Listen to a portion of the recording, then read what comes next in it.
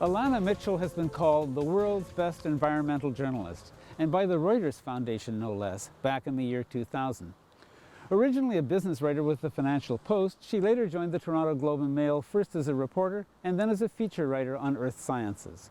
She then won a fellowship from the Reuters Foundation and the World Conservation Union to study at Oxford University, where she did the research that led to her first book, Dancing at the Dead Sea, Tracking the World's Environmental Hotspots. Her second book was Seasick, The Global Ocean in Crisis, the first and only book to examine the state and condition of the global ocean. As Mitchell points out, the ocean, and there is only one ocean and it circles the globe, the ocean represents 90% of the space in which life exists. The narrow zone between the air and the globe's surface, which humans think of as the biosphere, is actually only a tiny part of it. More important, life in the sea could get along just fine if life on the land ceased to exist. But if life in the sea were to vanish, life on the land would soon follow. Just one example, 50% of the oxygen in the atmosphere, and there's only one atmosphere too, is produced by plankton, tiny plants that live in the sea. Every other breath you take comes from the ocean. Seasick won the 2010 Grantham Prize for the best environmental reporting in the world. It's a fine book, intensely readable, sometimes funny, full of fascinating characters. But it's also a deeply scary book.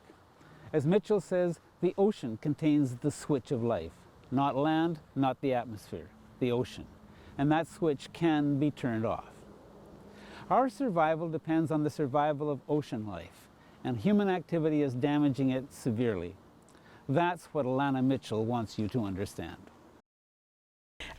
I think it's because we're terrestrial and we don't think about the ocean except perhaps as a place to get fish, or maybe even a route. You know, that's what it's been in history, a means to power and wealth. Is what it's been over the course of human history. But it's much more than that, as I discovered. Biologically, it's what gives us life. And without it, we would all be dead. And that concept is just so foreign to us. But what the science shows is that, and I think it was Boris Worm, the biologist at Dalhousie, who explained to me that if everything on land were to die tomorrow, everything in the ocean would be fine, would be healthier, actually. But if everything in the ocean were to die tomorrow, everything on land would die as well, because we're fully dependent on the chemical systems of the ocean to give us life. Tell me a little more about the chemical systems. How does that actually work? Because again, I think it's, for a lot of people, this is going to be quite a surprise. Well, it's about oxygen, for one thing. So about every second breath you and I are breathing right now comes from, it is composed of oxygen produced by plankton. So these are the little plants in the ocean that figured out 3.5 billion years ago how to photosynthesize. So they are able to convert sunshine into carbon and oxygen and sugar. And that's the basis of life on the planet as we know it now. And when they started to do that, all life on the planet changed. And so we oxygen breathers and all the other forms of life that are now on the planet are dependent on that original function that evolved 3.5 billion years ago. So that's the central one. It all has to do fundamentally with carbon and oxygen and sugar. So without those photosynthesizers in the ocean, we wouldn't have the kind of atmosphere that we have in the ocean, in the atmosphere right now. We wouldn't have the air that we have, the composition, and therefore, if they die, we die. I mean, in a nutshell. Yeah. And you talk, the subtitle of the book is The Global Ocean in Crisis. Right. That's a different concept too. The thing is that it is a global interconnected system. In fact, there are lots of scientists who talk about the ocean and the atmosphere as being a single interconnected system, but I couldn't get that far intellectually. So for me, I just started thinking about the ocean. I think, the way one of the scientists put it to me is that you don't have any part of your blood system that is simply the blood from your finger, because the blood from your finger is connected to all the other blood in your system, and that's how the ocean works. It's all an interconnected system, which isn't to say that, that animals can live in any part, the same animal can live in any part of it. That's not what it means. It means that, but all of those, all of that water is, at some point flows together. Well, in the same way that not every animal can live in the same part of the land. Exactly, exactly. But the land is not as interconnected. I mean, there are barriers, the water barriers too, which is why we have lemurs in Madagascar and monkeys in Africa. So, you know, but in the ocean, it's quite different. And the chemical systems that are part of this huge, big, global ocean are all interconnected. So I started thinking about it instead of thinking about, we traditionally, even in science, scientists tend to think of, you know, they say I study the St. Lawrence River, or I study the Chesapeake Bay, or I study the Indian Ocean, or whatever they study, and they don't, very, very few of them, until extremely recently, the last 2 or 3 years, have started thinking about the ocean as a whole. So not just the surface of it, but even into the depths of it, this enormous, enormous depth of the ocean that is so critical to life. So, you know, even that shift in the thinking of scientists has been quite recent. That's surprising. I know, it's astonishing. Actually, in fact, it was the very first paper that came out looking at human effects on the ocean as a whole. So not just, you know, this degraded watershed and this, you know, this terrible, you know, dead spot in the ocean. But the first paper to look at human effects on the ocean as a whole came out in February 2008, which just stunned me. So there hasn't been this level of thinking, at least in the published literature, about what's happening to the ocean as a whole system. You know, it's that echoes something we've heard in a lot of interviews, which is the interconnectedness, not just of the oceans, but the interconnectedness of everything. You know, that we haven't really scientifically, we've been doing a reductionist thing where we look at this and we look at this and we look at this, and we don't realize that it is actually, although there are distinguishable parts, they're parts of a single whole. And philosophically, there's been another huge shift that I've noticed, which is that originally when scientists started trying to figure things out, so call it, you know, 3,000 years ago, when scientists first started to try to figure things out, they were trying to figure out the plan of nature. So what was there, who was there, what did it do? You know, why did all these things happen? Very, very recently, we started to figure out that we're affecting that whole plan, not just little pieces of it, but the plan as a whole, nature's plan, the system. And that's been an enormous philosophical shift for scientists. And some of them, and of course there's still that the primary scientific research going on, like who's who and you know, what is it doing? That's happening in parallel, but along with that is this profound shift, which is, what is our species doing to that system? Stunning. In our generation, that's happened. Just in our generation. And in a curious sense, almost too late. You know, almost at the point where we've had such an impact that you know, it's an emergency.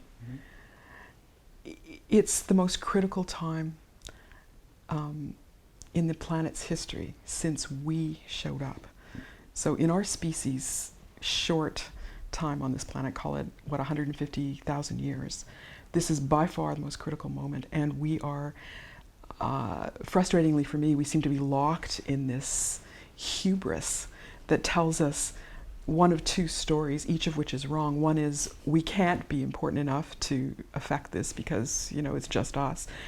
Wrong. The other is that we affect it, but it's okay because we're just one of the species, and we'll somehow put it all to rights. Something will happen to make it all okay, like this great, you know, God hand will come in and fix everything, probably some technological fix or something like that. It's very astonishing, and each of those is wrong, and each of them has a tremendous, you know, there's a tranche of each of those types of thinking within society, and in fact, we are affecting the planet in a very negative way, in a way that is catastrophic, and is not catastrophic just to the nearly 7 billion of us, but to all of the other species that the system depends on as well. So it's an extraordinary and an anomalous time.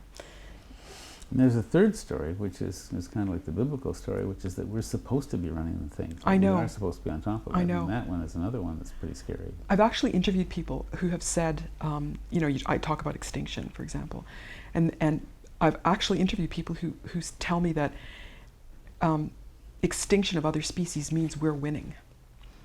And so there's this very anti-scientific, you know, thread that runs through some of the public discourse. You notice that very strongly now in the States and in Canada to some degree, alas, this thread of it's an anti-empiricism almost, that we you have people in the U.S.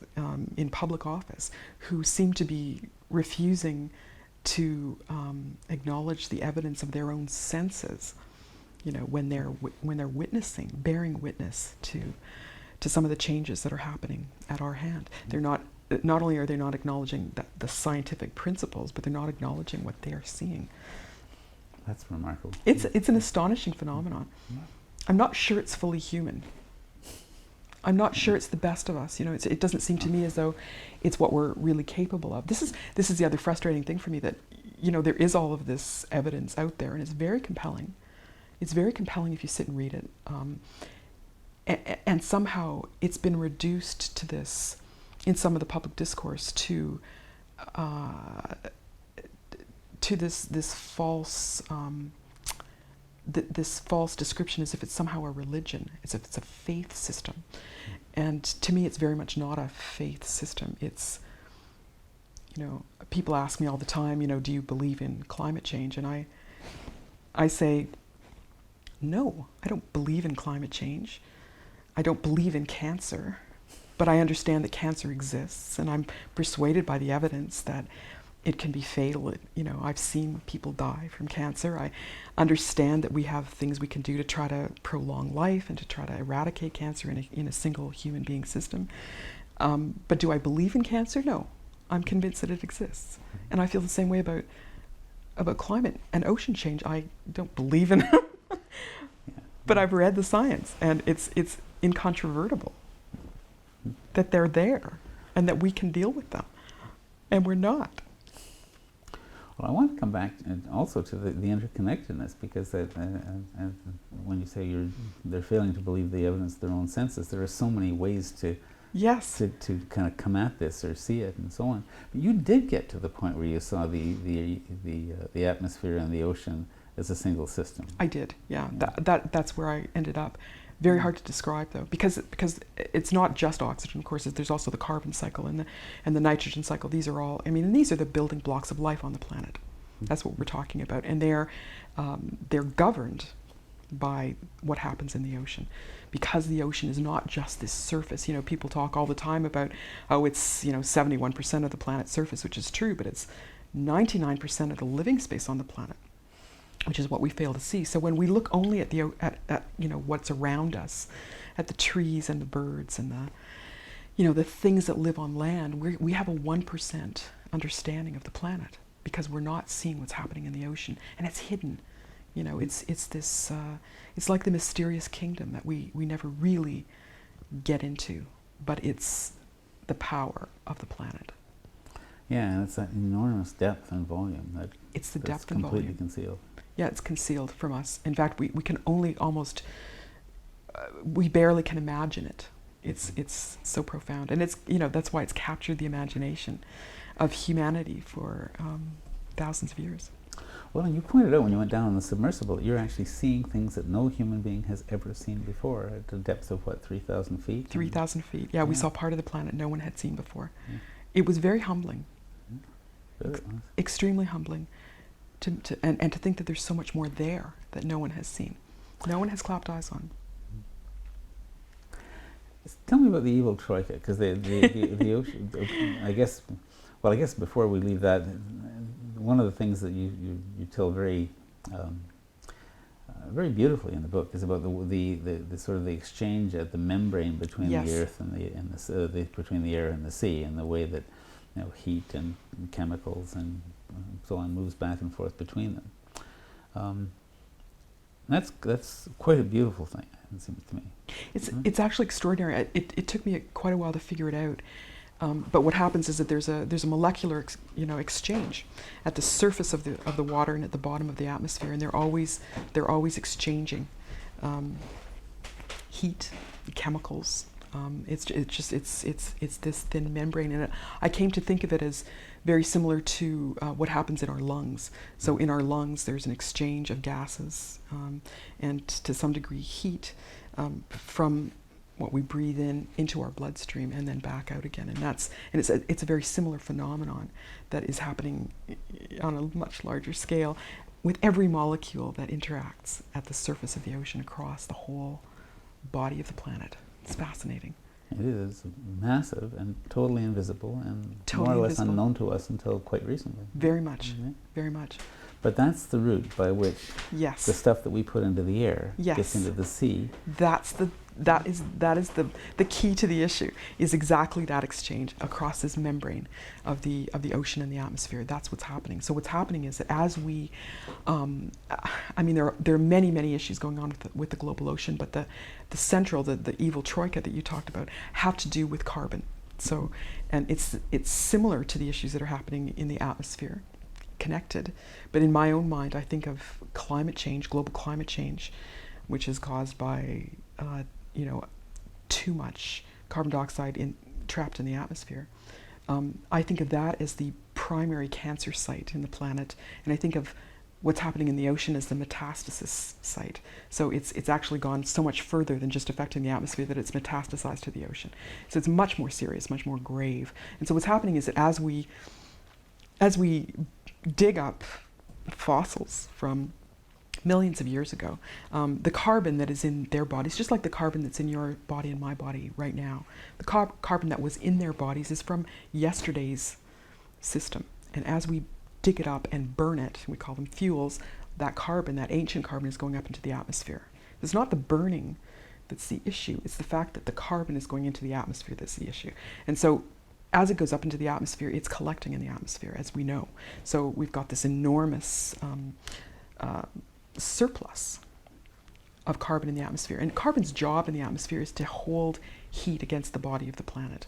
That's what it does. And as we, put more carbon dioxide into the atmosphere and other forms of carbon into the atmosphere, it's holding more and more heat against the body of the planet. But about a third of the ancient carbon that we've put up into the atmosphere over a quarter of a millennium since we started doing this, which is in very short time, has about a third of that extra carbon has been absorbed into the surface of the ocean through exactly this exchange that we're talking about. So carbon dioxide in the atmosphere hangs there, it's inert.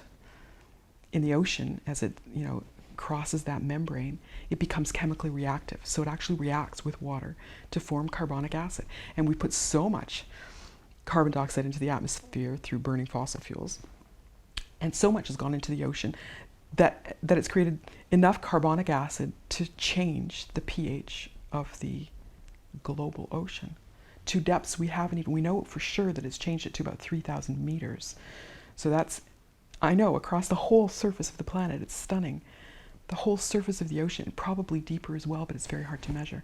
So we've changed the pH. So this is, if we're talking about the evil troika, the change to the pH, so the growing acidity of the ocean is one part of that evil troika. And it's the part that scientists are most concerned about, because as the water becomes more acidic, it's less able to support the kinds of life that it has evolved to support, or that we've evolved.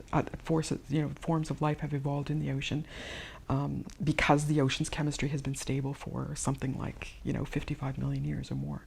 We've made the ocean more acidic than it's been for at least 55 million years. So all those creatures that have evolved in the ocean since then are at risk. So what does it do to them? What actually, if you're in effect in a very, very dilute bath of acid, Yes.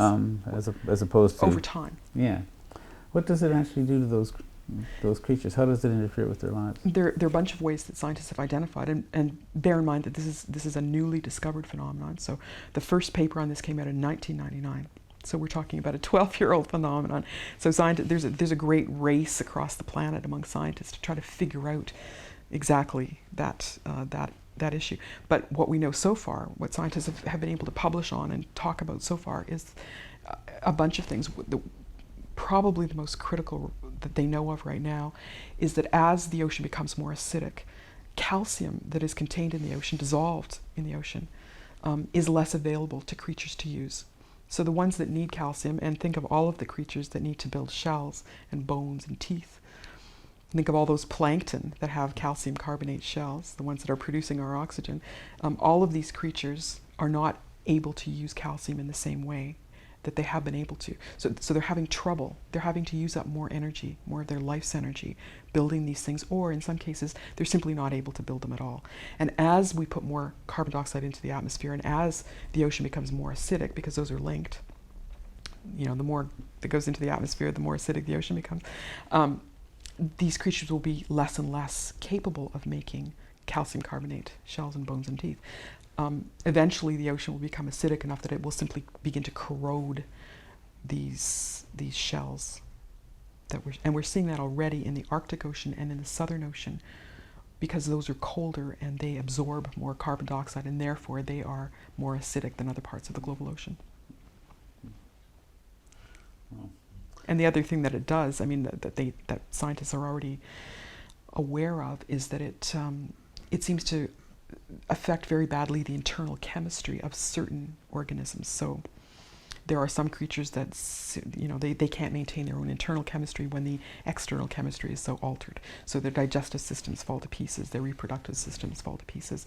It seems to be very negative for embryos, which are more vulnerable. So the oyster fishery on the east coast of North America the west coast of North America has already been very badly affected by ocean acidification. So these little embryos are just, they can't thrive.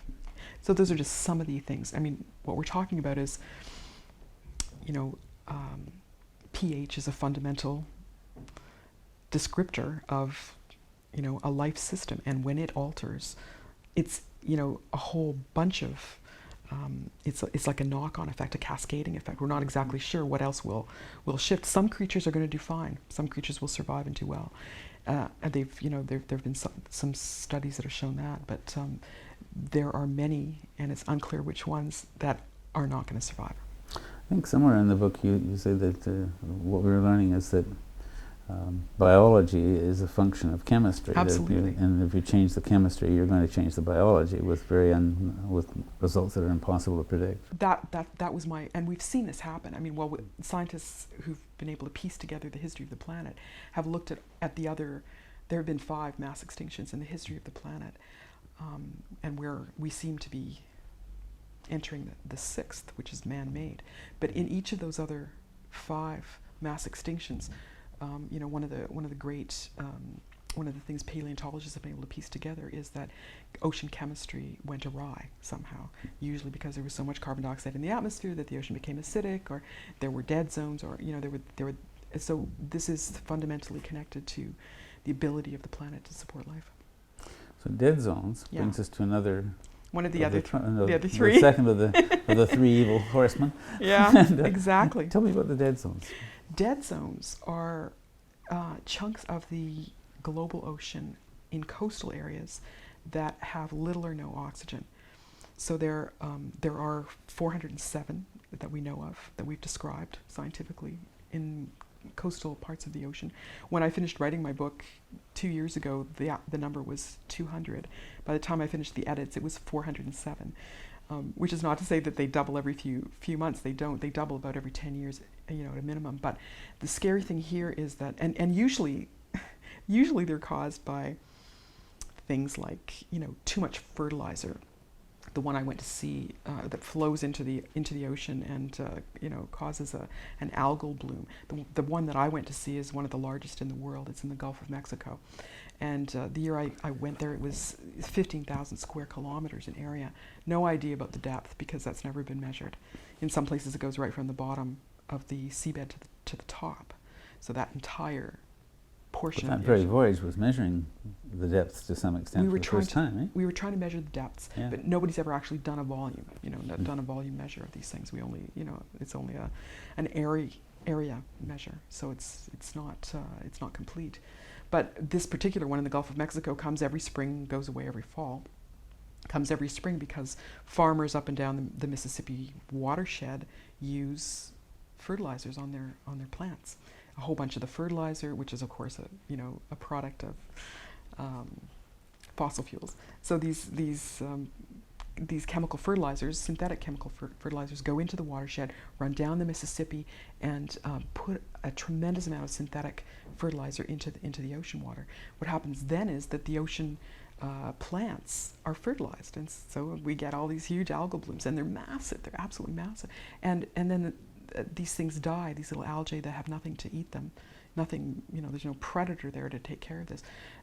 They die, fall to the bottom of the seabed, and the second part of the process takes over, which is that bacteria then decompose them, and as the bacteria decompose them, they use up the oxygen, and then this phenomenon spreads from this one small point, in this case at the mouth of the Mississippi River, right across the whole bottom of the U.S. seaboard through the Gulf of Mexico. I mean, it's an enormous area, and so within that area, this dead zone, they call it the blob, actually, the scientists, because it's unmixable. They've actually tried to mix it with these big whisk-like things, and nothing actually works to mix it, except a hurricane.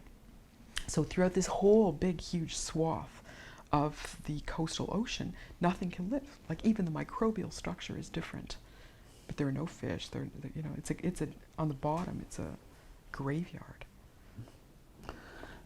And one of the things that came out of that I thought was fascinating and alarming is that if you get rid of the blob, the fish don't necessarily come back. That's like correct. in the Dead Sea, I think. That's correct. Yeah.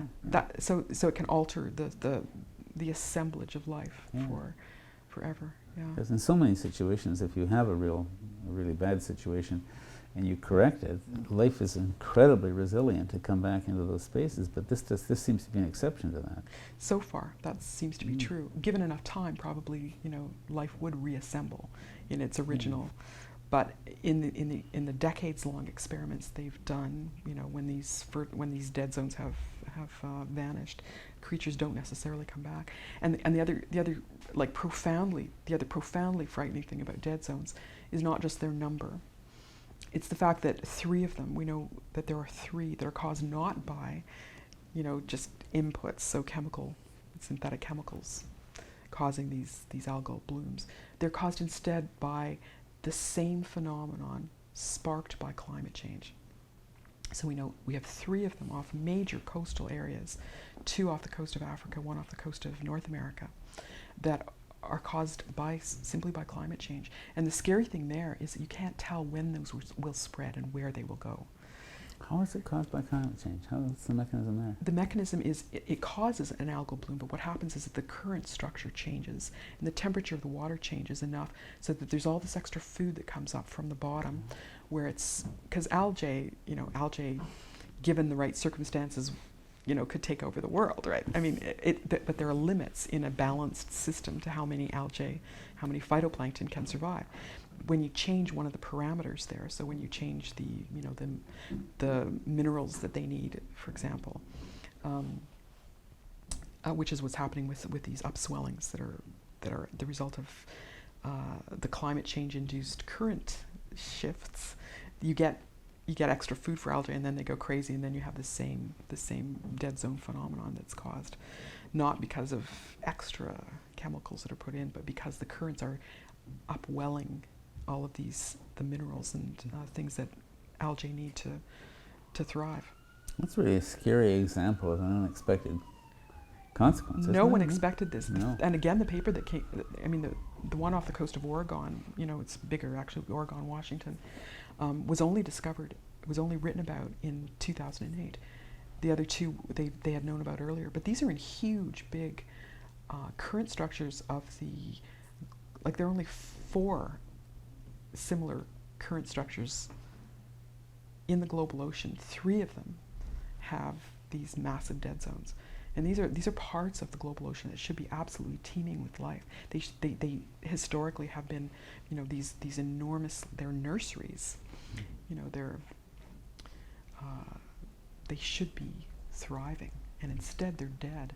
And that's really frightening, because again, if you go back to the paleontological record, it's clear scientists, the paleontologists, have been able to piece together what happened during the previous 5 mass extinctions, and dead zones in the ocean again were one of the seem to have been one of the big contributing factors to this massive destruction of life.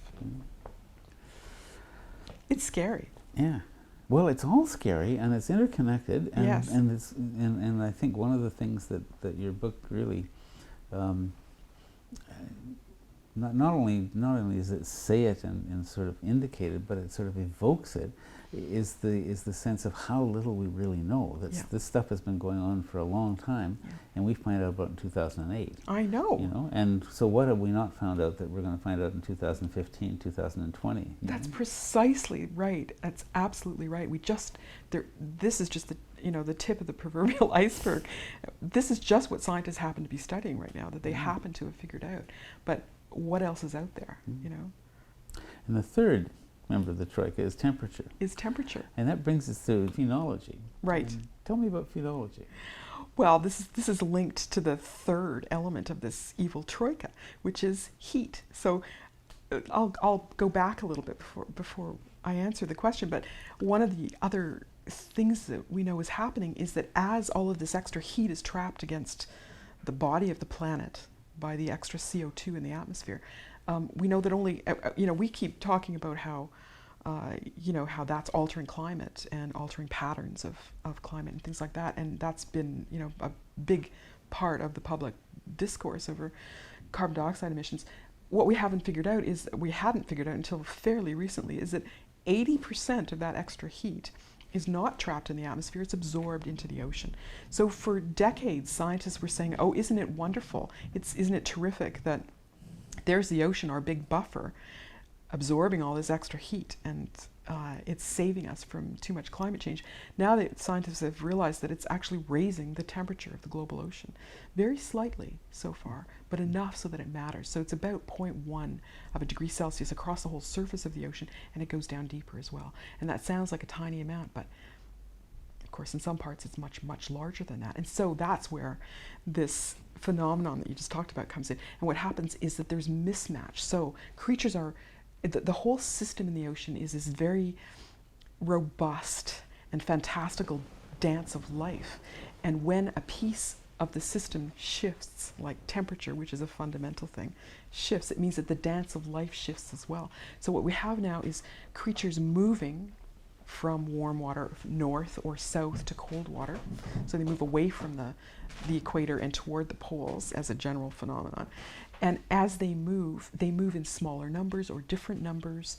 They are not necessarily where their predators are going to be, who depend on them for their own breeding cycles. So you get all of these what scientists call mismatches in the global system of life in the ocean. So as an example, and then you have this other phenomenon, which is that there are some creatures, plankton for example, that bloom, that reproduce in big numbers according to the temperature of the water. So they're of course blooming earlier than they did, like in some cases, dozens and dozens of days earlier in the year than they normally would have. But some of the creatures that depend on them for food bloom according to daylight, and daylight has not changed, daylight hours. So they're triggered by daylight as opposed to temperature. So so they're blooming at a time when the food they need to eat has already bloomed. So there's this whole shift throughout the ocean system that's happening. Creatures are not where they're supposed to be, and they're not doing what they evolved to do. Mm. We seem to be sort of assaulting life in the ocean, and thereby ultimately life elsewhere, but life in the ocean on many different fronts, and another very obvious one is fishing. Yeah. And I as I read the book, you a couple of times allude to a sort of a serial extinction of fish. Right. A process that we go through when we discover a new body of fish. Tell me about that. This is the research of Heike Lotze, who's a biologist at Dalhousie as well, and she's tracked back. It's fascinating. She tracks back through middens and recipe books and archaeological digs and things like that through over time to see what people were eating when, and what she's been able to do. She and others have been able to figure out what people were fishing and track the fact that they first started with fish in streams and rivers, and drove those to they fished them out essentially, and then eventually inshore in coastal parts of the ocean, and they fished those out, and then they would go further out into the ocean and fish those out. Ultimately, she was looking at a part of a sea in Germany, the Wadden Sea in Germany, and she could actually track how all of these species had gone locally extinct over time, as we just ate them and fished them out. Eventually, the fishermen had to go all the way to the New World, Greenland, Iceland, and the New World to get fish. And of course, we all know what happened here. We fished them out again. And so this phenomenon just gets repeated wherever fishermen, wherever they concentrate, they just seem to scoop out all this life to the point that it can't regenerate.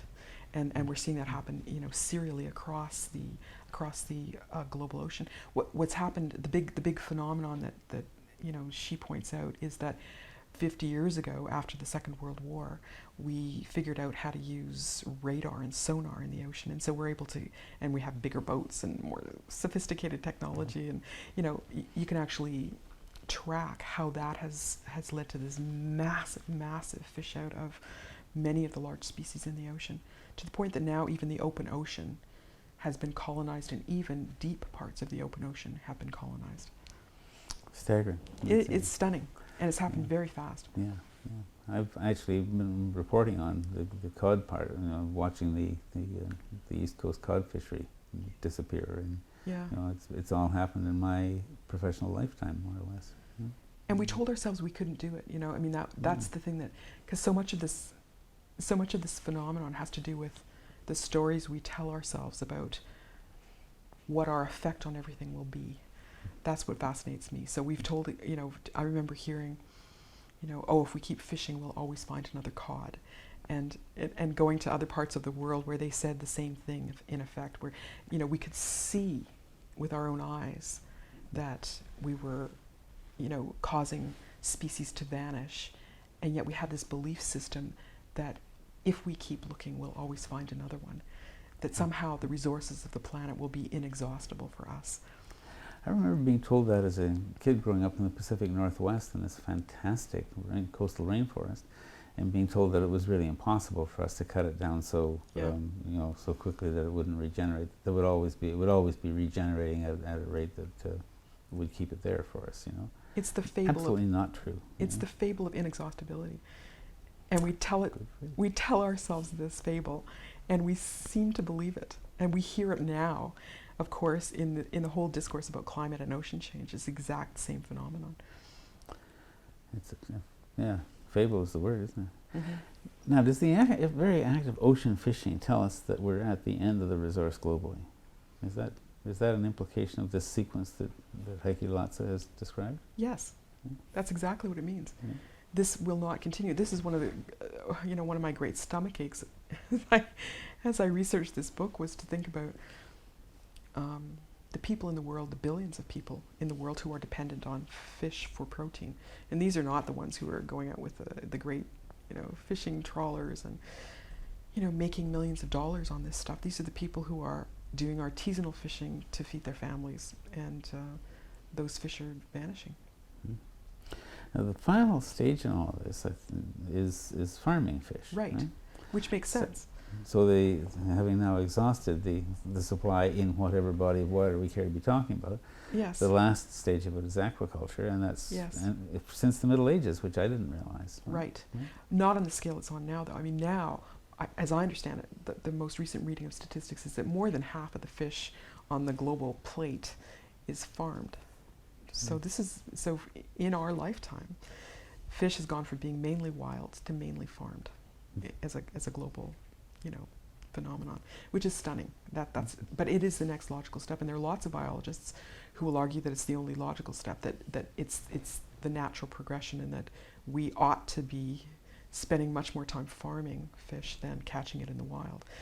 The problem is that it's in the detail, and we're not, in most parts of the world, we're not doing fish farming in a very smart way. In most parts of the world, what we're doing is still catching little fish from the ocean to feed to these bigger fish that we're trying to grow in cages and other in the West Coast, off the West Coast, and we're not farming the right kind of fish, and there are a whole bunch of issues to do with the way we're conducting aquaculture, which doesn't mean that the concept is wrong. It's just that the execution has been very, very gravely flawed.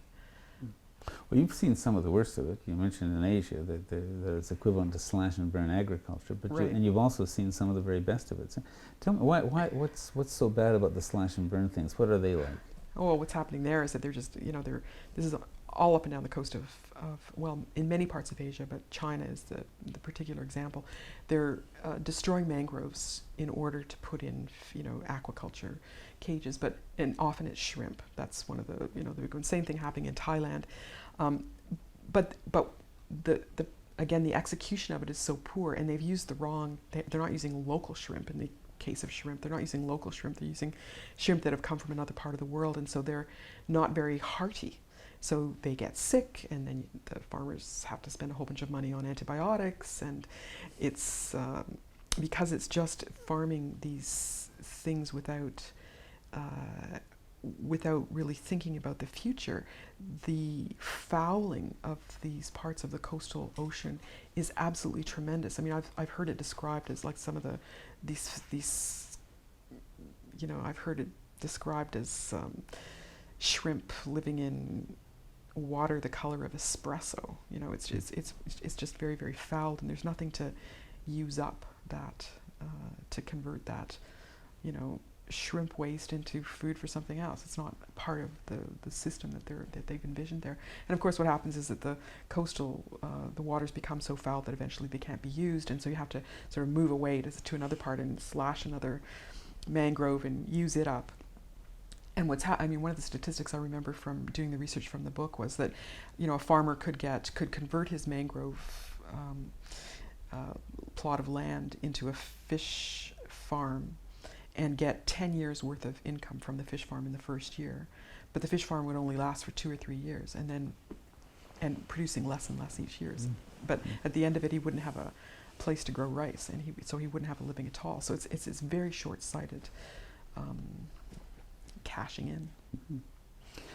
And I think it's probably fair to say that that's not only in Asia that you Absolutely. see this. Yeah. It's just that Asia is producing something more than 70% of all of the farmed seafood, fish and other types of seafood for the world. China is the big producer, actually. That's largely a function of the density of the population of the shrimp in the farm, right?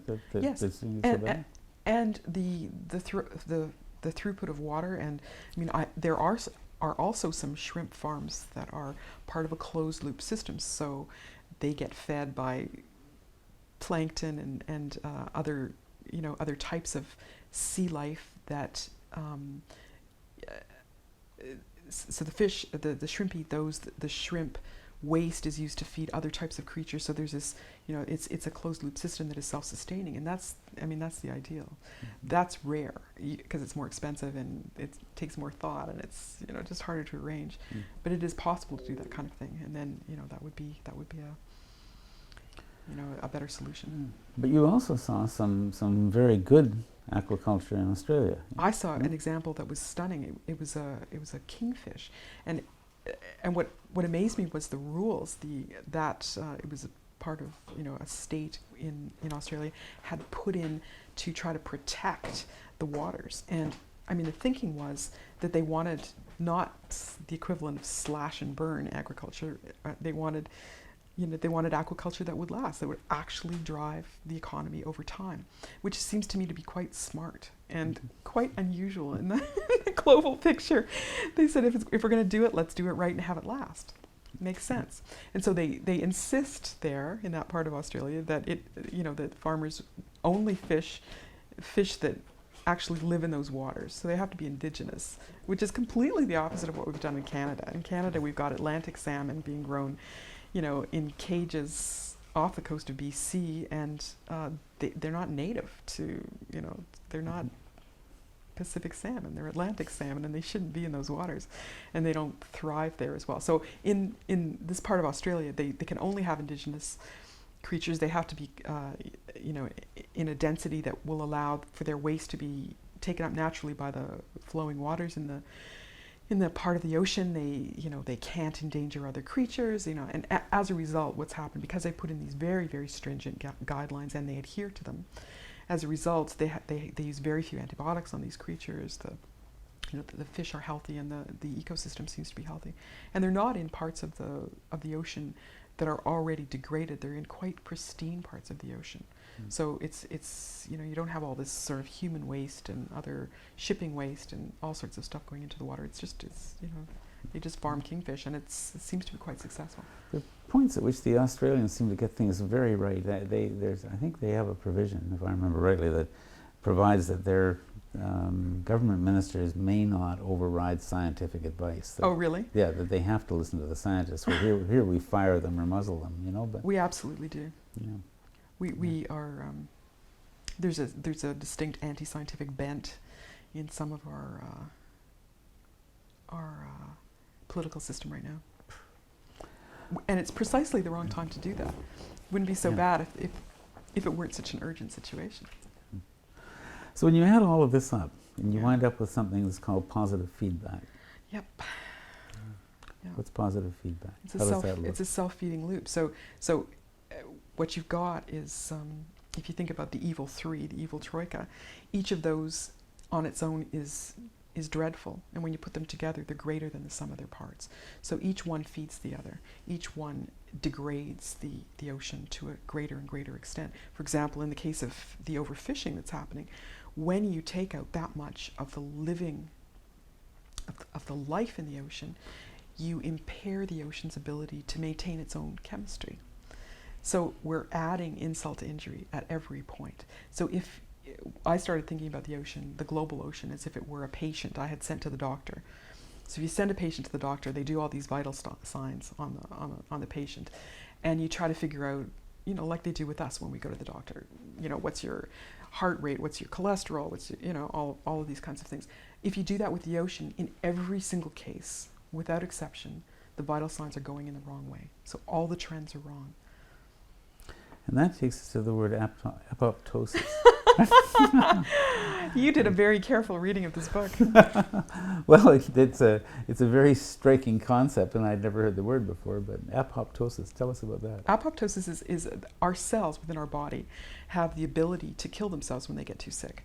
So in the case of cancer, since we're coming back to a cancer trope, cancer cells don't have that built-in ability to kill themselves when they're sick, and so they grow into tumors. So that's one of the things they're trying to do with cancer research is to try to help the cancer cells kill themselves.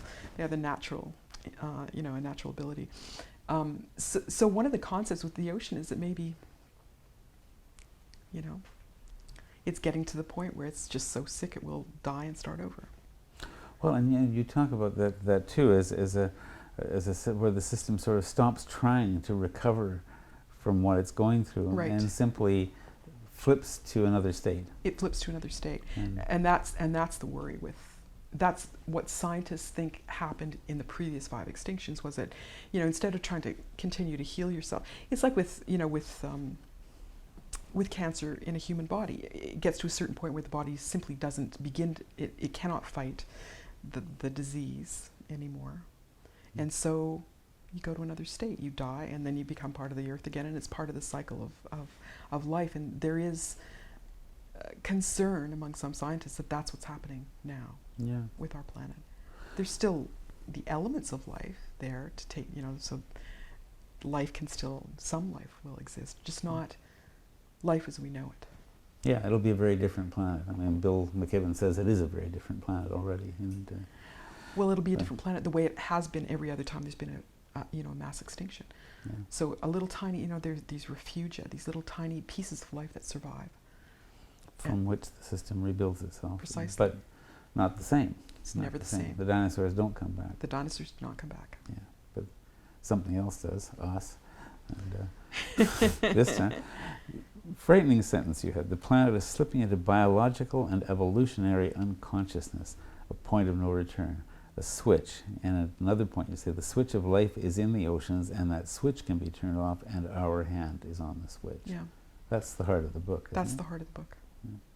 And that's the stunner. I mean, that's what I didn't know before I started doing this research.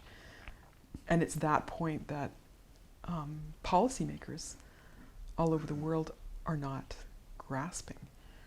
So when we talk about all the issues with ocean change, you know, we have this discourse about global climate change and carbon emissions and all that kind of stuff, and we have these international forums to try to reduce emissions, which are very lightly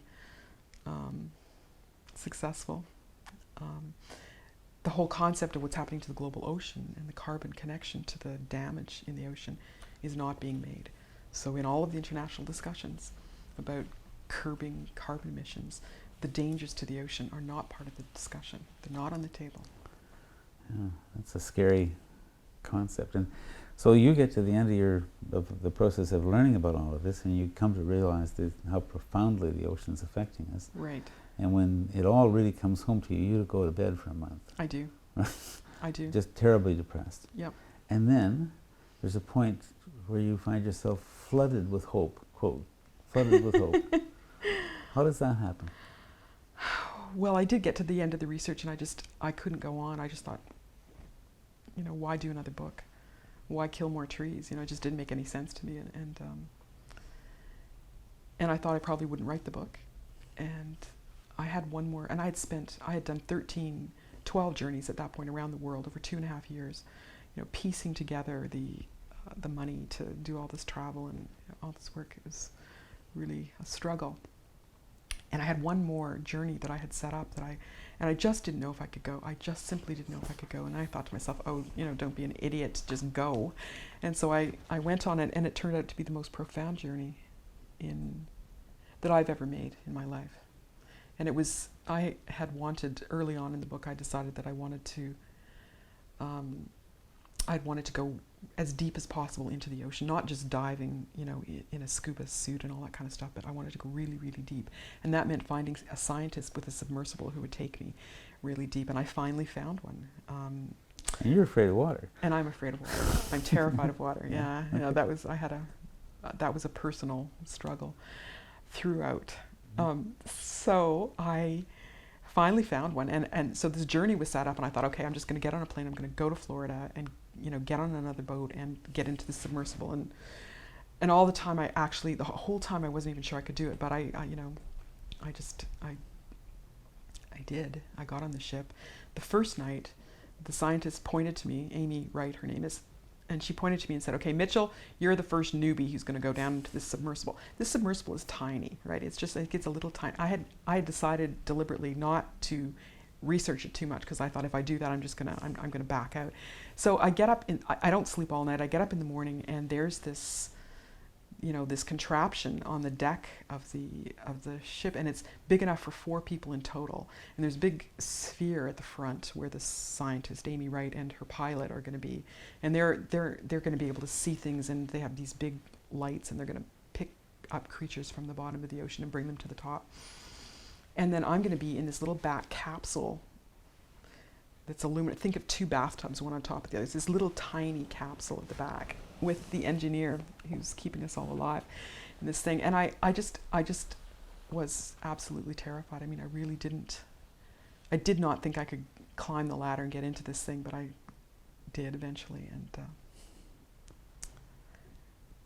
And we went down, and I kept expecting, you know, to be overwhelmed with, you know, the beauty of it and with the glory of where I was, and I couldn't find that. I was just too frightened. I mean, the whole way down, I was just terrified. I just kept looking at my watch, saying, okay, I can last for another 10 minutes, but no more. 10 minutes, and I'm going to have to tell Amy Wright that I have to go back up to the surface, and I can't participate in this anymore.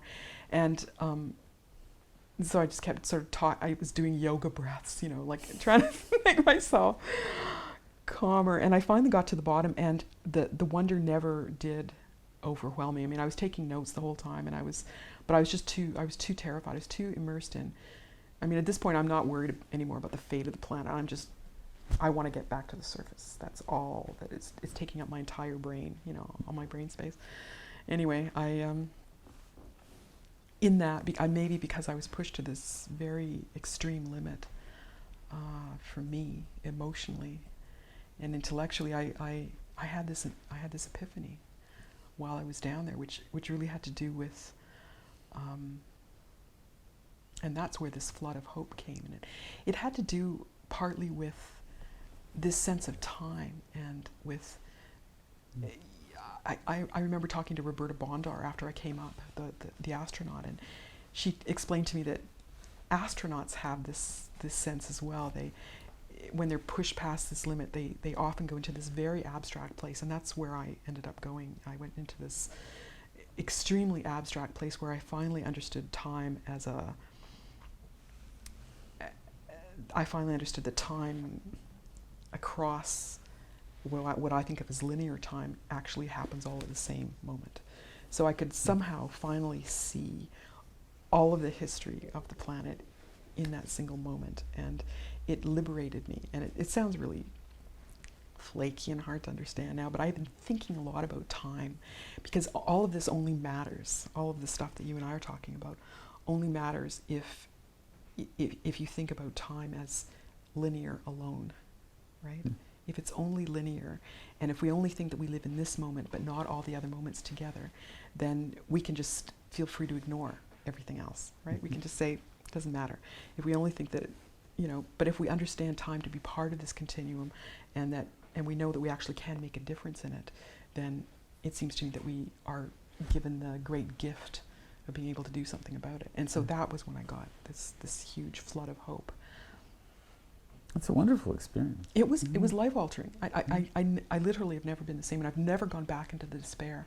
Strangely enough, I never have gone back there. I mean, I've had moments of feeling irritation, with politicians, some of whom shall remain nameless, and with this discourse that's so frustrating. But I've never gone back into this black despair.